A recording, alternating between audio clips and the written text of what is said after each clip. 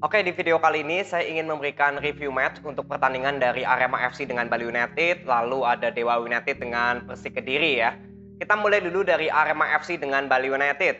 Setelah pertandingan selesai ya, tadi saya lihat di akun Instagramnya Arema bahwa Ibu Gede ya, selaku dari pelatih Arema secara resmi telah berpisah sebagai pelatih Arema. Ya tentunya ini berkaitan dengan hasil yang kurang baik ya didapatkan dari Arema FC dalam 4 pertandingan terakhir. Belum pernah menang, lalu jumlah kemasukannya memang cukup tinggi ya, 12 gol. Ya tentu saja ini udah ada reaksi ya dari manajemen melihat hasil yang didapat oleh Arema. Lalu untuk Bali United tentu saja ini berkaitan juga dengan Teko ya, bagaimana perkembangan Teko selama ini dengan Bali United, karena Teko juga ya ada beberapa supporter yang menginginkan Teko juga out gitu ya.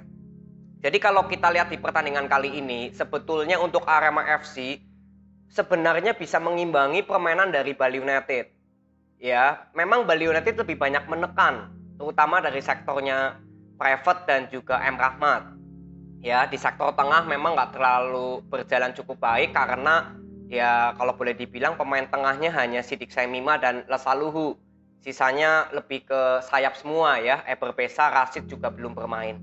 Jadi memang Arema FC lebih banyak tertekan dengan penyerangan Bali United. Tapi sebetulnya penyerangan Bali United ini sudah bisa ditebak oleh pertahanan Arema. Ya, kembali lagi Bali United lebih mengandalkan sektor sayap. Dan kalau boleh dilihat, pertahanan Arema untuk di back kiri ya, Tata itu bermain cukup bagus menurut saya. Ya, mentalnya cukup baik. Jadi Private berapa kali bisa ditutupi pergerakannya. Tapi di sektor kanan kalau nggak salah ada nama Sula ya. Itu berapa kali kelewatan dengan M. Rahmat. Ya, jadi kalau boleh dibilang penyerangan Bali United lebih efektif ya lebih banyak melalui sektornya M. Rahmat atau bek kanannya Arema. Tapi ya memang di pertandingan kali ini jelas terlihat bagaimana kualitas pemain juga sebenarnya pembeda banget. Ya, Bali United yang secara kematangan skuad ya, chemistry-nya sudah dapat, ya memang terlihat sekali untuk membangun serangan lebih mudah. Seperti untuk bola dari belakang ke depan itu enak gitu loh, tanpa ada rintangan yang begitu sulit untuk bola dikirim ke depan. Tapi memang untuk pertahanan Arema ya sejauh 90 menit bermain cukup baik. Tapi untuk kebalikannya ya, ketika Arema membangun serangan dari belakang ke depan, nah ini memang masih sedikit berapa kali mudah ditebak oleh lini tengahnya Bali United. Karena memang kalau berbicara dari skema permainan ya memang Arema FC belum terlalu terbentuk. Jadi benar-benar murni mengandalkan kualitas pemain yang ada. Charles bermain luar biasa di sektor belakang. Ya, lalu Lucero juga sama. Gustavo ya walaupun mendapatkan minim support ya dan ada beberapa peluang, salah satunya menjadi gol. Ya kalau saya bilang di pertandingan ini memang terlihat sekali kontras dari pemain asing dan pemain lokal dari Arema sendiri. Ya benar-benar pemain asing dari Arema kalau saya bilang sangat bekerja keras di pertandingan kali ini dan bisa membuktikan kualitasnya. Ya jadi nggak terlalu mengandalkan skema permainan untuk Arema, tapi lebih mengandalkan ke kualitas pemain yang memang di atas rata-rata gitu. Dan untuk Bali United semenjak Eber Pesa masuk, Rashid masuk ya, memang permainan Bali United masih belum ada kreativitas di sektor tengah. Walaupun dari sisi pertahanan saya bilang sudah ada perkembangan untuk Teko. Maka dari itu saya melihat dari 2 pertandingan terakhir ya sudah ada perkembangan dari sektor pertahanan. Bali United bisa bermain lebih pressing. Tapi memang ketika membangun serangan, pemain Bali United ini seperti tidak ada jenderal pengatur lapangan tengah ya. Mungkin harusnya Rashid atau Sidik Saimima lah yang pemain box to box. Harusnya ada pemain yang bisa mengatur tempo. Jadi nggak seperti sekalinya Bali United mendapatkan bola, ya sudah langsung total attack. Ya, pokoknya bola harus langsung dikirimkan ke depan melalui passing-passing atau skill individu pemain. Jadi seperti tidak ada tempo permainan yang bisa dijaga oleh Bali United. Ya, ini juga masalah faktor penyerangan dari sektor tengah. Tapi at least saya masih melihat bahwa Teko sudah ada perkembangan lah dari segi pertahanan. Tinggal ya lini depan ini ya, lini penyerangan. Saya masih ingin melihat Bali United bisa lebih berkreativitas di sektor tengah, ya, nggak selalu mengandalkan sektor sayap. Lalu juga sektor tengah ada pemain yang bisa mengatur tempo. Ebro Beza juga kemarin masih sering kali banyak membawa bola. Ini sebenarnya evaluasi-evaluasi yang boleh saya bilang menjadi kritik selama ini untuk Teko. Ya, kita tinggal tunggu aja kesempatan untuk Teko sejauh mana nanti, apakah sudah ada perkembangan lagi. Karena kalau dari sektor pertahanan ya sudah terlihat ada perkembangan, tapi tinggal di masalah penyerangan ya, karena gol yang tercipta dari Bali United ya, Dola, Ricky Fajrin, Jefferson itu semuanya melalui servis bola mati. Ya, Dola dari corner kick, Ricky Fajrin memang melakukan shoot dari luar kotak penalti, itu juga dari corner kick ya, bola sempat di clearance buang ke depan oleh pemain Arema. Ya, ini kembali lagi ke kualitas Ricky Fajrin yang melakukan shoot. Ya, sebetulnya gol ketiga juga Ricky Fajrin, tapi sempat tersentuh oleh Jefferson ya, jadi bolanya belok sedikit. Jadi inilah yang saya bilang bahwa Bali United membutuhkan ya kreativitas agar menciptakan golnya nggak selalu mengandalkan servis bola mati. Walaupun itu juga bagian dari strategi ya, tapi ya saya ingin lihat juga kalau Bali United bisa menciptakan gol dari servis-servis bola hidup atau kreativitas dari sektor tengah dan sayap kerjasama. Ini yang saya harapkan. Dan untuk Arema FC ya, untuk pertahanan cukup bagus. Berapa kali Amiruddin juga saya kira bermain bagus ya. Bali United ada beberapa peluang yang bisa ditepis oleh Amiruddin. Dan Arema juga banyak peluang sebetulnya. Tapi kembali lagi ada yang terkena mistar gawang. Lalu ada juga penampilan Maringa yang cukup bagus ya di pertandingan kali ini. Ya, jadi saya kira untuk kemenangan Bali United ya terlihat dari kualitas permainan, lalu ketenangan para pemain Bali United itu memang masih di atas dari pemain Arema ya, dan Arema lebih mengandalkan ke kualitas pemain asingnya saja. Hampir pemain lokalnya seperti nggak bisa mengimbangi.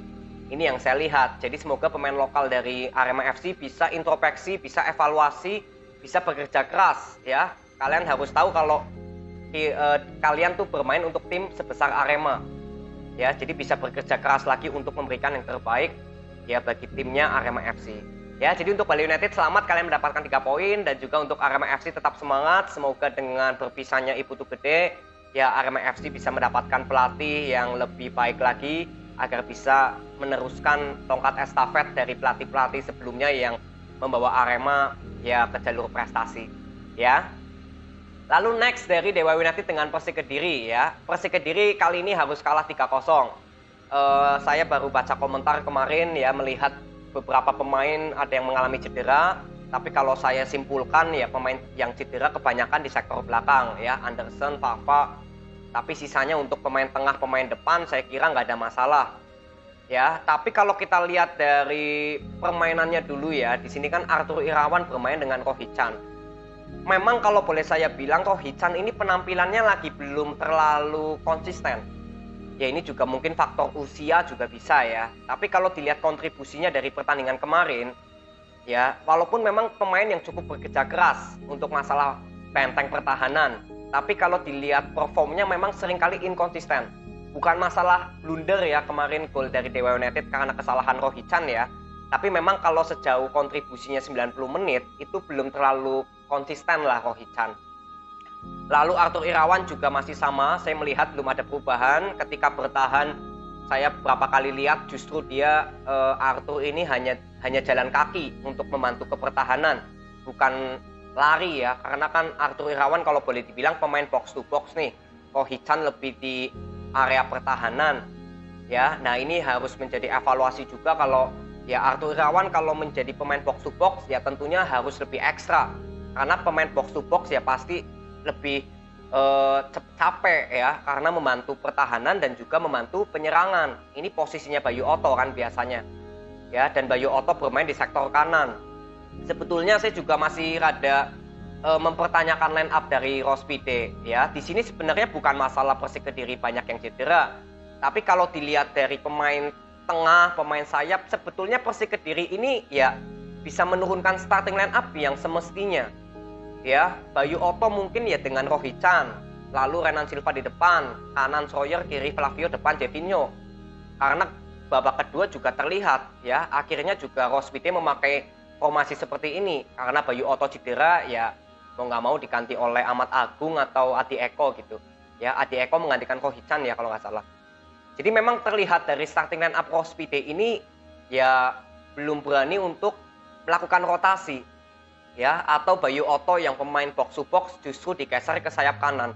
Sebetulnya babak pertama Persik Kediri ini bisa bermain cukup baik loh. Ya, permainan bola possession Dewa United itu bisa dicounter dengan pressingnya pemain Persik Kediri. Babak pertama ini bisa bermain cukup bagus. Persik Kediri sebetulnya bisa mengimbangi, walaupun memang sudah kemasukan gol dulu ya dari Egy Maulana Fikri. Itu juga kesalahan dari Ko Hee-chan. Nah, tapi yang saya lihat ketika di babak kedua ya, saya melihat kalau nggak salah Iksan ya, pemain gelandang bertahan dari Dewa United ini main. Disitulah baru lini tengah dari Dewa United bisa lebih rapat lagi. Nah, ini menurut saya counter yang dilakukan oleh Johannes Hendrik ya, pelatih dari Dewa United. Bagaimana sektor tengah yang bisa di-counter dengan pemain tengahnya Persik Kediri, ya di sini terlihat di babak kedua Nur Iksan bisa lebih menghidupkan di sektor tengah. Jadi Ricky Kambuaya lebih enak, Osman lebih enak, ya Bagaskara juga bermain walaupun nggak terlalu bisa memberikan kontribusinya. Alex memberikan 2 gol, 1 juga kesalahan dari Bayu Oto. Ya kalau satunya murni dari skill individu ya, itu bisa ngelewatin Gunawan Dwi Cahyo ya kalau nggak salah. Jadi artinya untuk Persik Kediri, ya ini menurut saya PR juga dari Rospide kalau ya harus berikan starting line up yang terbaik lah. Walaupun memang Jevinho baru didatangkan, tapi kemarin buktinya lawan Arema bisa memberikan 1 gol dan 1 assist. Kenapa justru dari awal nggak diberikan tempat untuk Jevinho?